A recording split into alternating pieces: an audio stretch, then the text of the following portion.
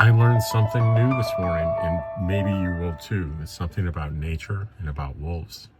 There's a story out of East Sussex, England, and it's about the idea that wolves had an inadvertent special feature in nature, and that was that wolves pick up seeds and things of that nature in their fur coat, and they have a wide range. They wandered quite a bit, and they spread those seeds throughout wide areas. And that enables the proliferation of many wildflowers, which are part of, can be a critical part of the ecosystem.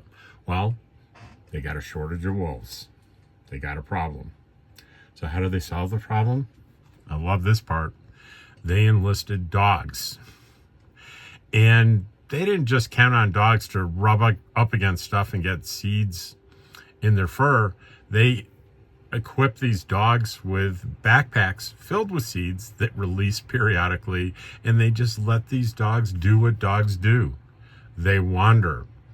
I'm looking at Dottie. Maybe I could put a little seed backpack on Dottie and let her wander around here near the lake.